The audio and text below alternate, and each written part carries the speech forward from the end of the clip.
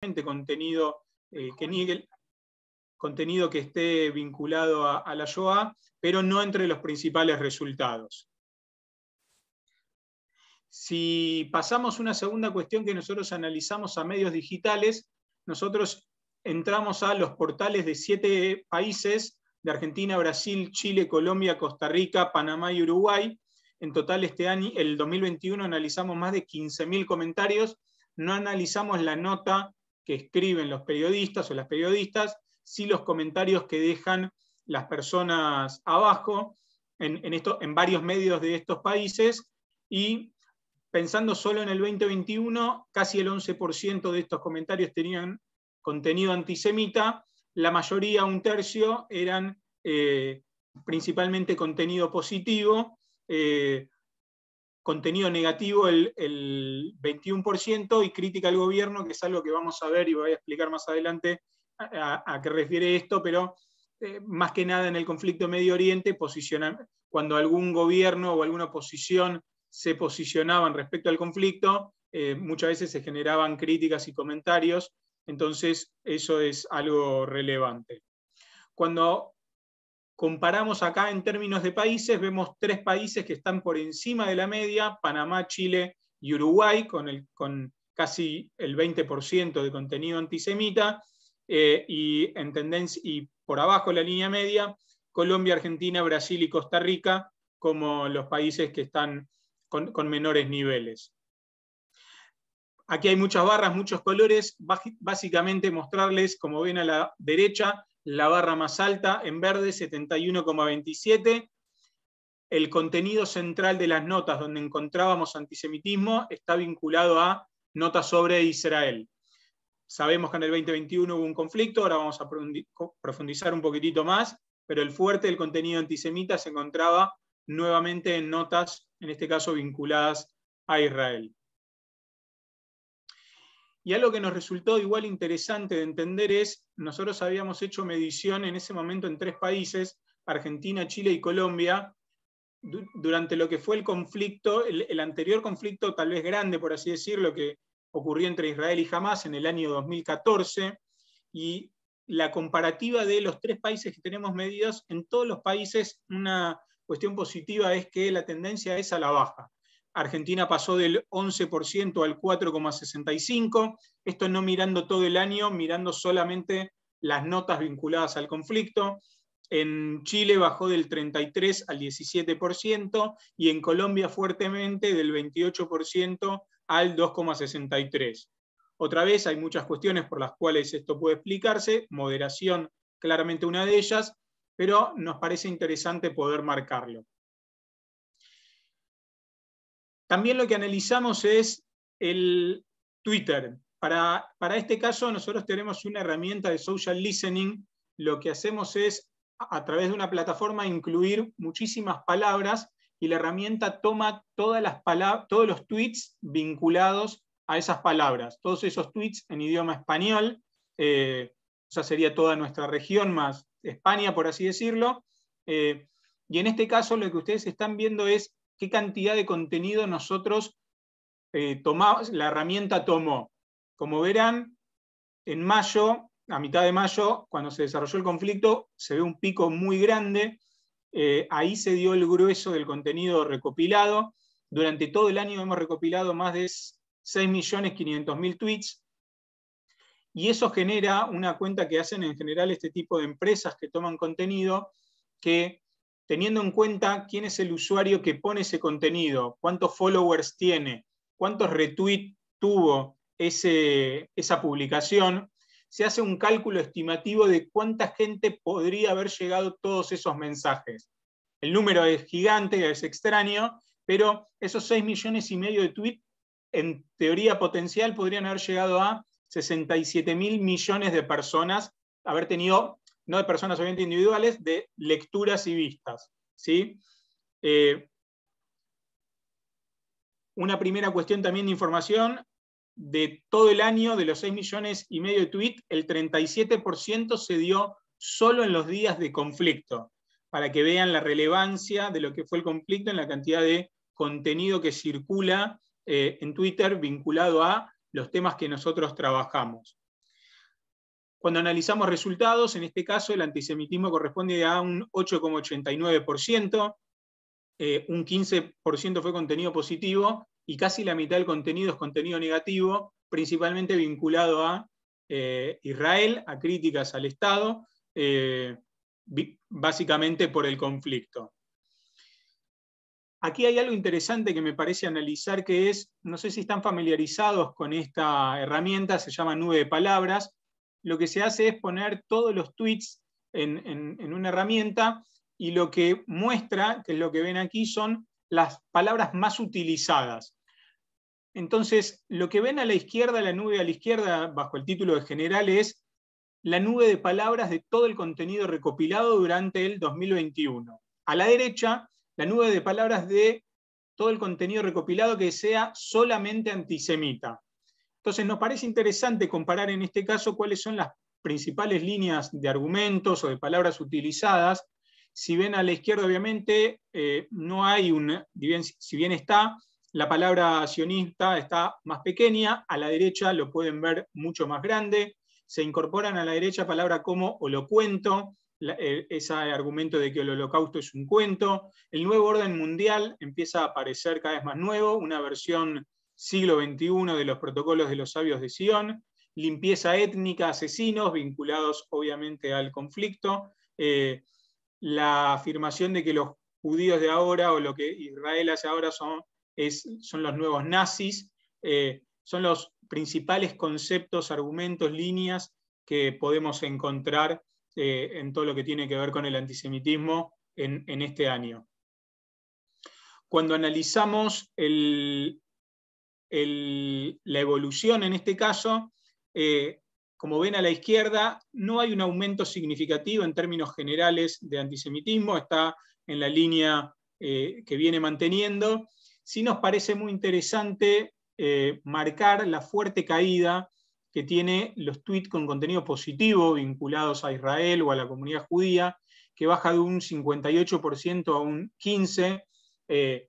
Entendemos que el pico grande de 2020, que da ese 58%, estuvo fuertemente vinculado a la imagen positiva que generó Israel en torno a la pandemia, al manejo de la pandemia y a la vacunación, y en este caso la caída abrupta claramente tiene que ver con la guerra, así como aumenta ese nivel de negativo.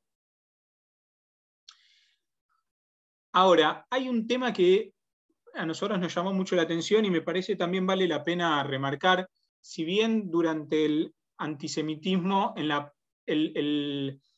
como ven, el promedio que marcaba de antisemitismo es del 8,89%, sí, cuando analizamos solo los tweets del tiempo de conflicto, ese antisemitismo se duplica, con lo cual obviamente hay frente a los conflictos, las comunidades judías de toda Latinoamérica, del mundo, recibimos el impacto de ese conflicto y sufrimos el antisemitismo nosotros. Pero lo que les decía, hay un tema que nos resultó interesante. Como yo les marcaba antes, hay 6,5 millones de tweets que hemos analizado que potencialmente pudieron haber tenido 67.000 millones de impresiones. Entonces lo que hicimos es, si del total de tweets el 8,89 era antisemita, tratamos de traspolar eso a las impresiones potenciales. ¿Cuántas de esas impresiones potenciales generaron ese contenido antisemita? Y nos encontramos que menos del 3% implicó esas impresiones potenciales, lo cual nos quiere decir que ese contenido antisemita no se viraliza, por el contrario, baja en la cantidad de personas a las que podría llegar. Para nosotros es un dato interesante, positivo obviamente. Si bien en las primeras dos partes las líneas se mantienen más o menos constantes, lo que es positivo, lo que son opiniones generales respecto a la comunidad o sobre el conflicto, mensajes que tal vez puedan tener que ver con la paz u otras cuestiones, lo que se pierde, o lo que ganamos de alguna forma en realidad, de menor visualización de contenido antisemita, sí se ve en mayor crítica a Israel, que es ese aumento que se ve en lo negativo. Pero nos parece un dato interesante saber que, si bien obviamente ese contenido está, es visto por menos gente de lo que pensamos y genera menor impacto de lo que pensamos. Lo último que analizamos es Facebook. En este caso, la plataforma no permite analizar abiertamente toda la red. Sí podemos revisar distintas fanpages, distintos portales que nosotros seleccionamos, principalmente portales de noticia de los mismos países que hablábamos antes, y otra vez analizamos los comentarios de las personas ahí. En este caso, lo que hemos recopilado son casi 95.000 comentarios. Como ven, en línea con lo que pasó con Twitter, obviamente, en mayo se da el pico de contenido recopilado. En este caso es más del 51%. Twitter es un espacio más de debate sobre distintos temas. En este caso tal vez hay menos comentarios, pero es otra vez marcando la importancia de cómo impacta el conflicto. El 51% del contenido recopilado en el año es solo en esos 14 días que duró el conflicto.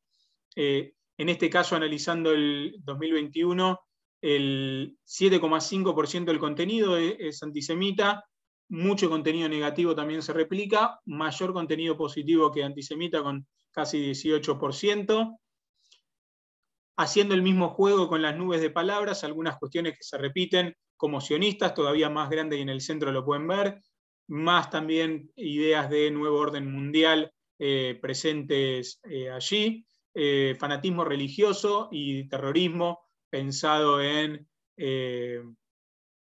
también como idea de Israel avanzando y los judíos avanzando sobre Palestina, marcando ahí la cuestión de territorio, como pueden ver, asesinos.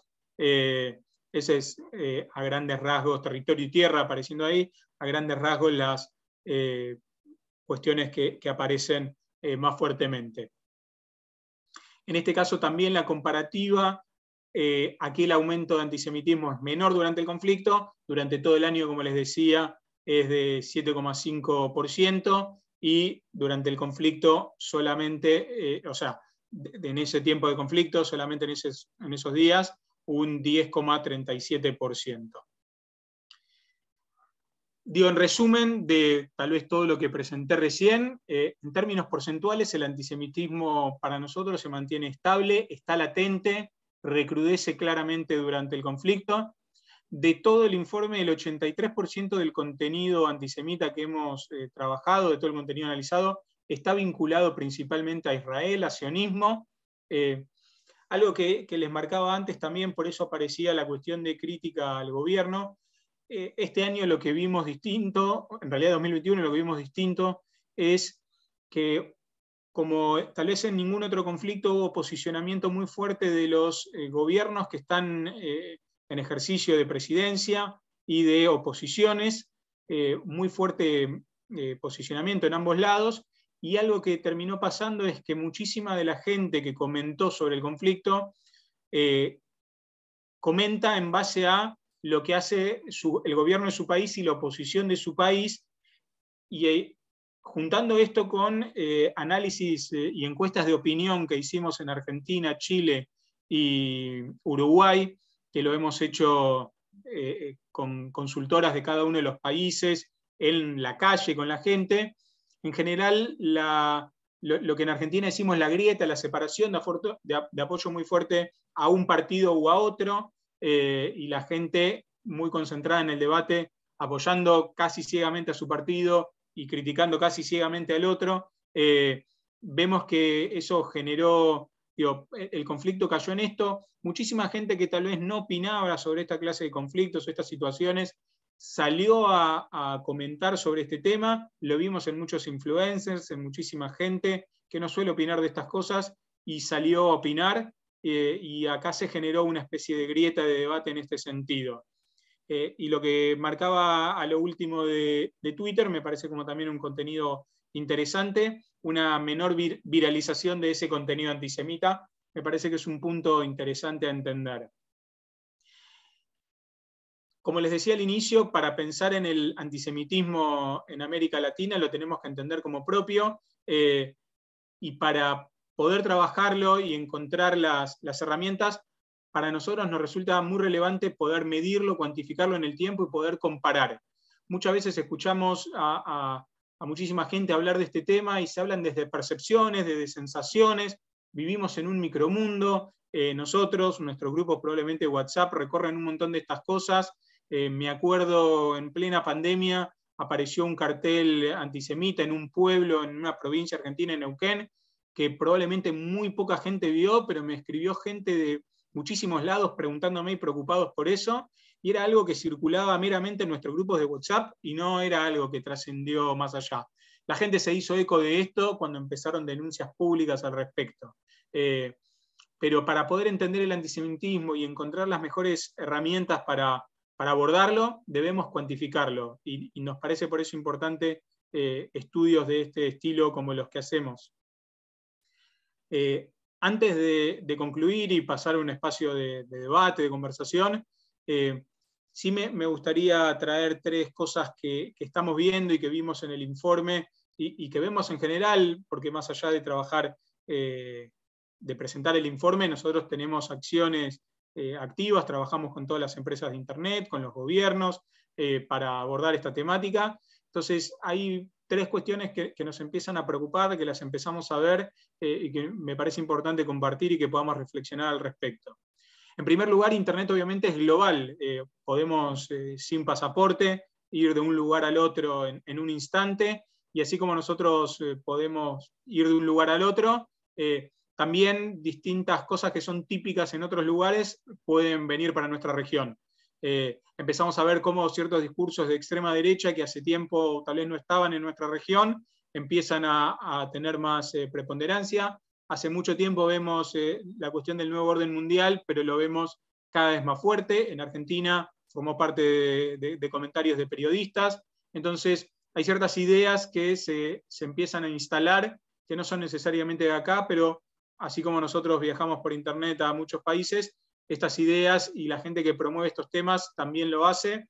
Es un tema que se empieza a instalar y que me parece tenemos que empezar a mirar con atención. La segunda cuestión es la migración de usuarios a otras plataformas.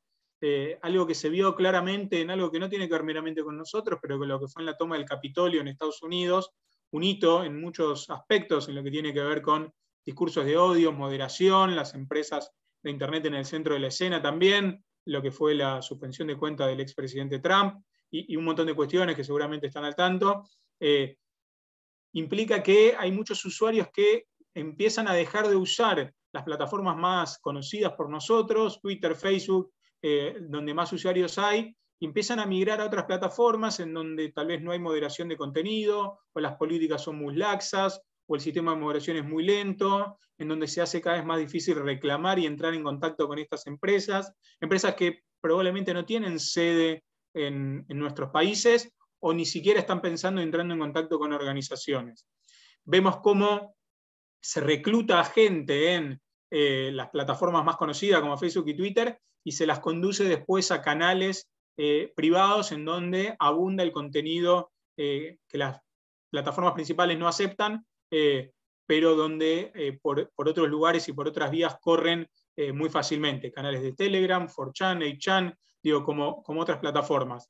Eso es algo que tenemos que prestarle cada vez más atención, porque seguramente ahí hay un caldo de cultivo y sería muy peligroso para nosotros que eso, si empezamos a atender eso en el momento que explote, va a ser un poco tarde tal vez.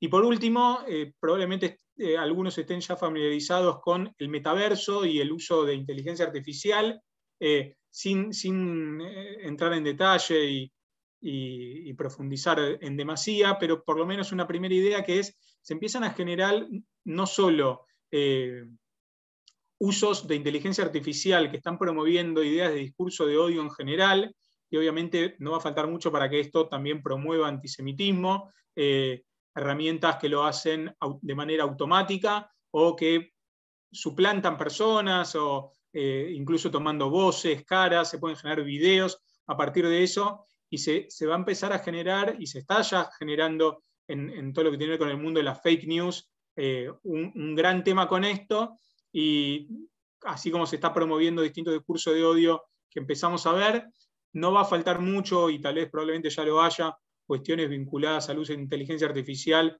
promoviendo antisemitismo, y al mismo tiempo en el espacio metaverso, probablemente lo hayan visto más por lo que propone desde Facebook o Meta ahora, pero la cuestión de ya no solo nos vamos a conectar nosotros a través de una pantalla de esta forma, en este mundo online que tenemos hoy, a través de un Zoom o por email o por lo que sea, sino que a través de una especie de realidad virtual vamos a poder conectarnos de otra forma, en donde ya es difícil muchas veces que la justicia entienda que las leyes que van para el mundo offline rigen para el mundo online, y en este caso sería un doble paso.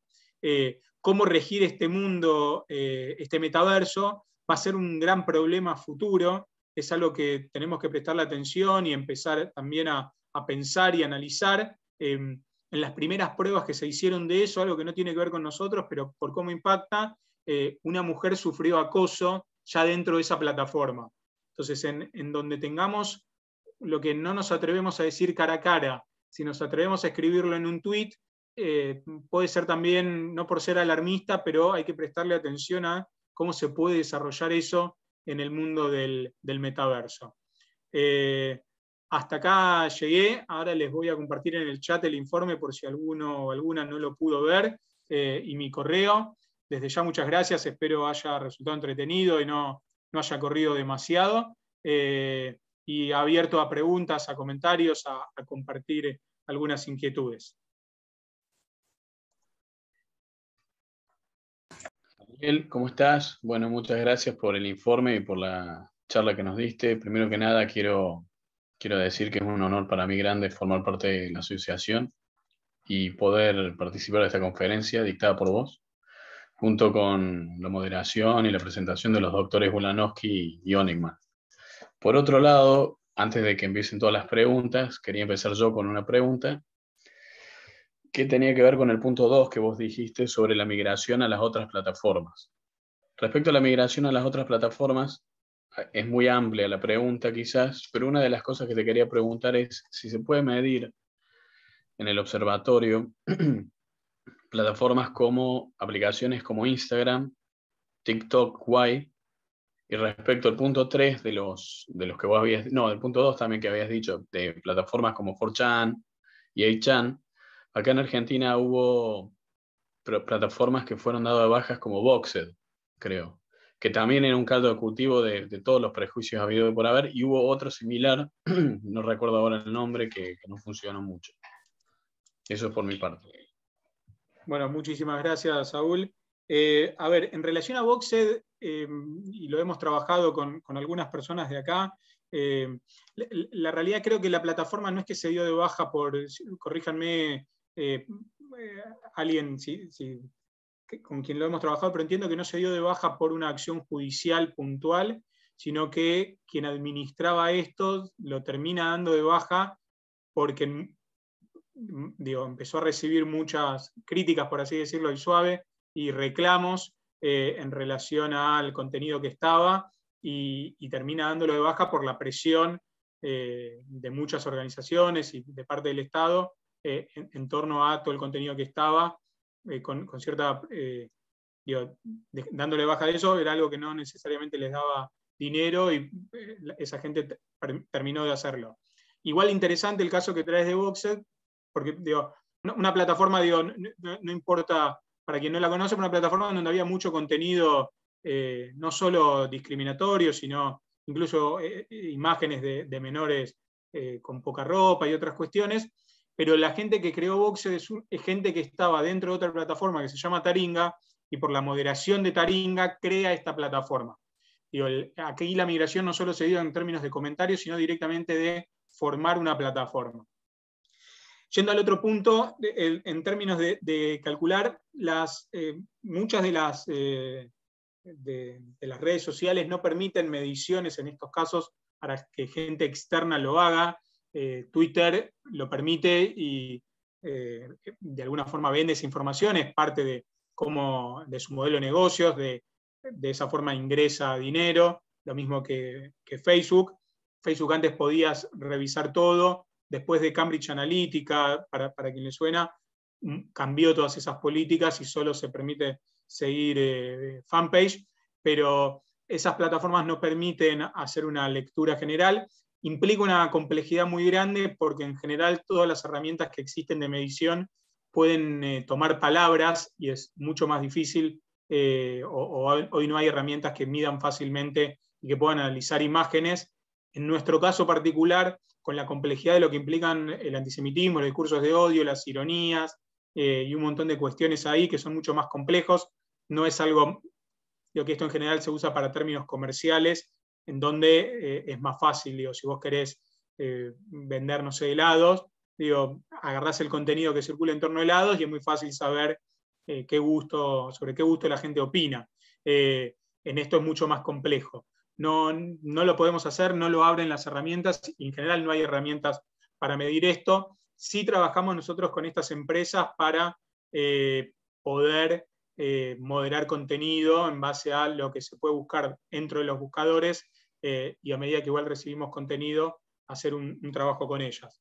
El análisis que hacemos, que yo les muestro una parte de la comparativa de la nube de palabra, nos sirve también para hablar con las compañías y plantearles que no es solo antisemitismo cuando se habla mal del judío, sino que hoy empieza a haber sinónimos que se utilizan. Entonces ahí es como se complejiza la situación, pero en ese sentido trabajamos con las empresas para que tomen nota de estas cuestiones. Disculpa, Ariel, te hago una pregunta relacionada con lo que preguntó Sally y con lo que acabas de decir vos. Son dos cuestiones.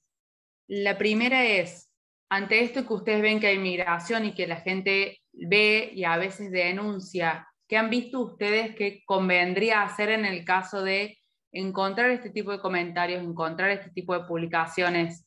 Si conviene hacer la denuncia al margen de las entidades de la comunidad como DAIA, si conviene denunciar en el mismo sitio, porque muchas veces recomiendan que si varias personas denuncian, el sitio lo da o no de baja, si eso recomienda o si eso directamente los tira para la migración a otro tipo de plataforma, si eso cesa o ustedes ven que directamente migra a otra plataforma.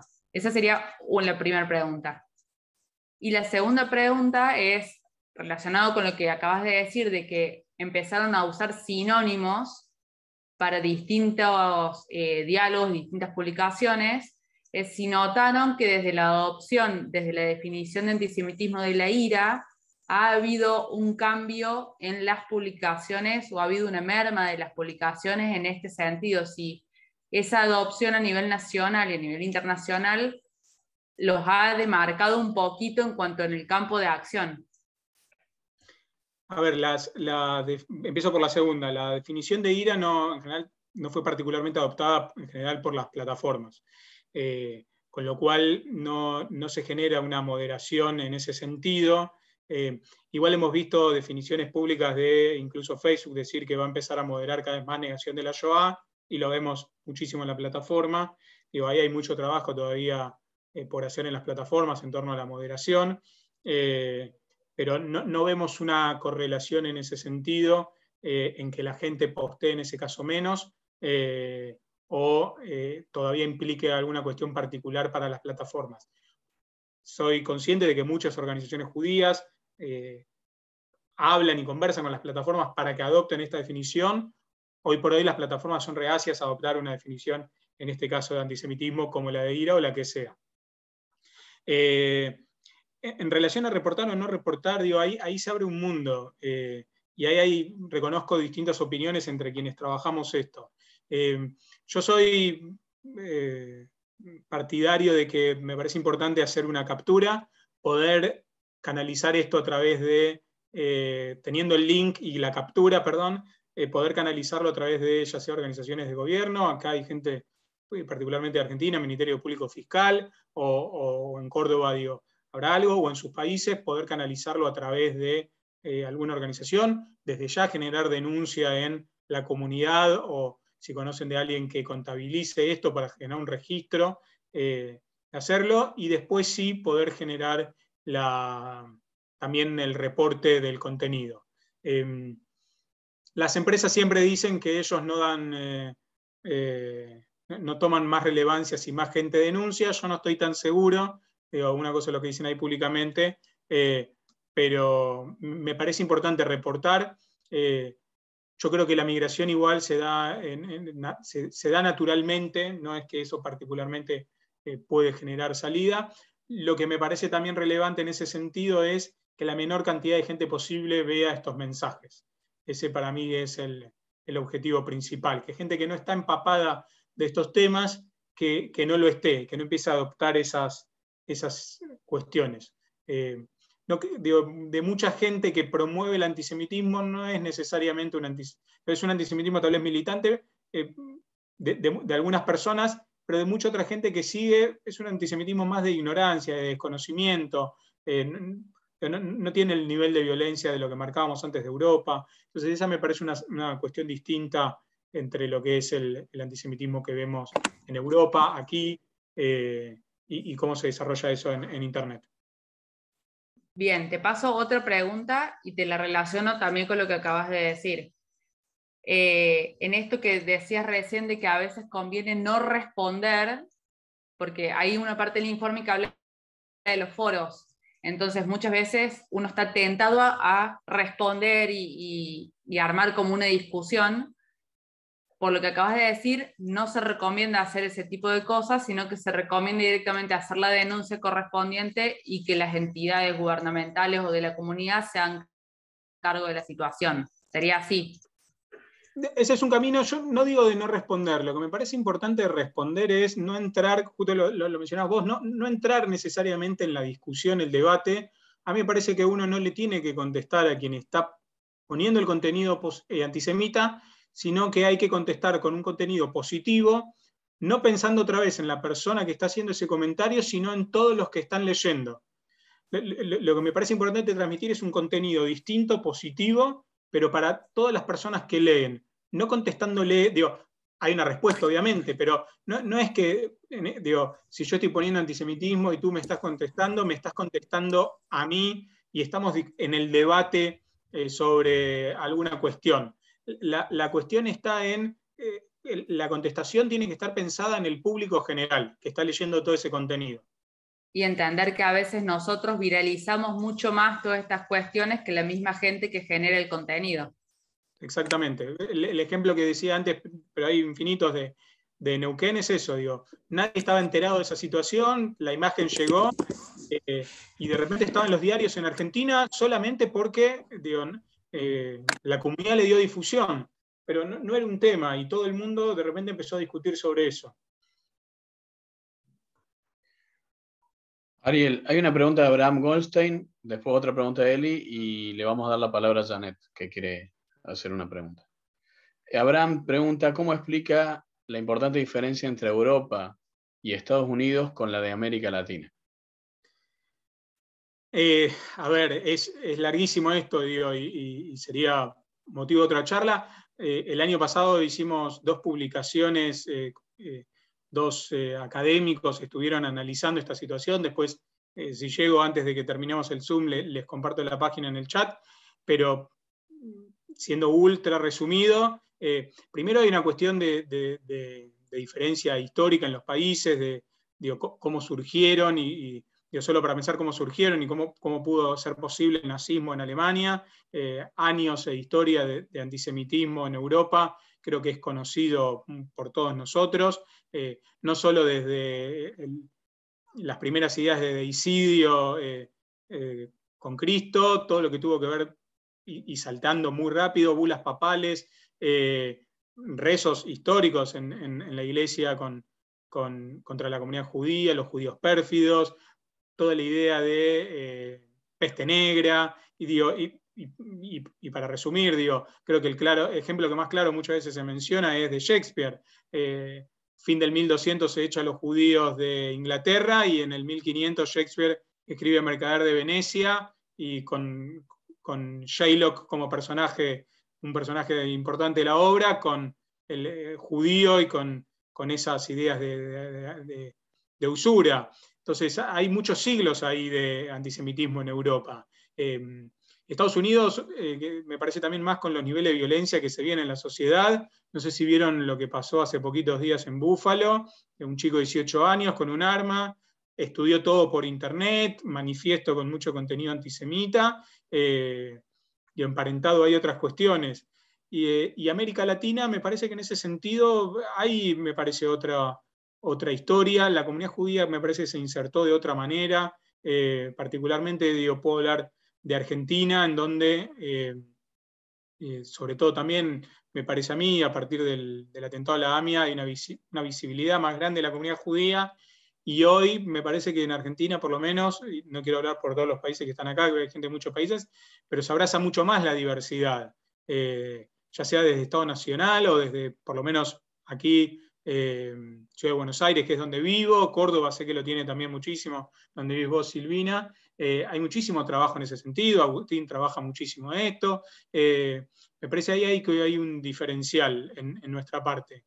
Y para mí hay algo que también marca mucho esto. En muchos de nuestros países hay en mayor o en nivel medida profesionalizado, y me parece que esto también es la muestra, lo que en Argentina se llama el INADI, Comisión Honoraria de Lucha contra la Discriminación, o un nombre similar, perdón, no es exacto, en Uruguay, CONAPRED en México. Cuando pensamos en los distintos colectivos, lo pensamos como un todo, y el combate a la discriminación es general.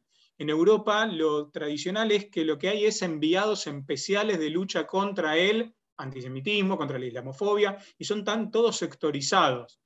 Ahí hay una visión distinta de cómo pensamos la sociedad, y cómo lo abordamos.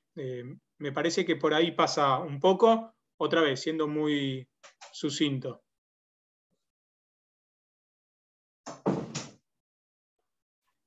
Paso, si quieren, que ahí la leo, la pregunta de Eli, que me marcaba Saúl, la diferencia metodológica entre contenidos negativos y antisemitismo.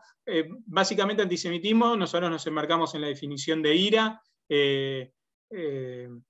y lo negativo está más vinculado a todo lo que tiene que ver con crítica a Israel, que lo tomamos en ese caso negativo, porque sabemos que nos termina afectando por la ligazón que en general se muestra entre la comunidad judía e Israel.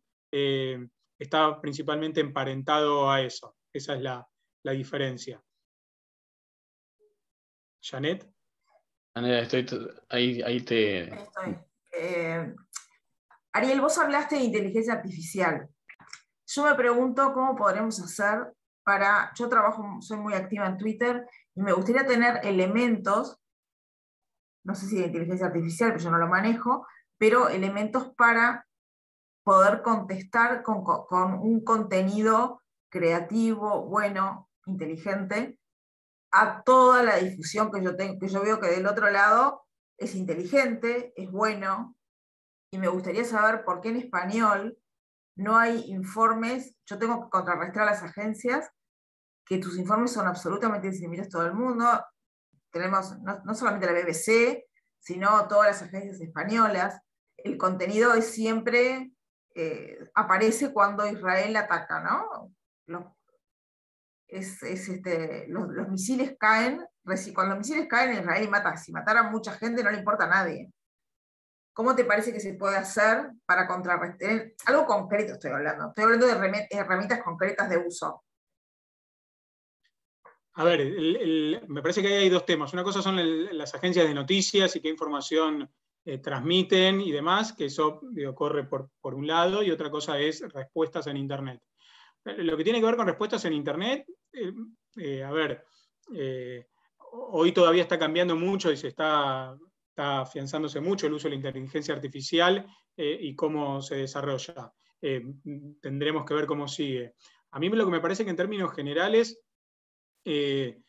los judíos, y particularmente tal vez con mucho respeto por los ashkenazim, somos muy racionales, como ashkenazí lo digo, ruso, y somos muy racionales y damos el debate y discutimos, y me parece que hoy vivimos un mundo mucho más emocional.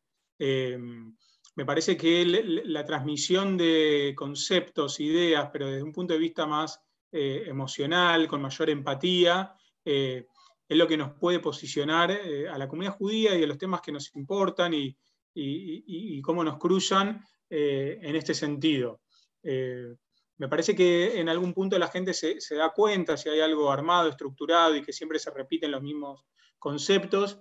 Me parece que hay que encontrar, para quienes trabajan esto activamente, y conozco mucho en redes sociales, lo que me parece que hay que encontrar un mensaje, una forma de comunicar, que no tenga que ver meramente con lo racional, que esté más emparentado en lo emocional.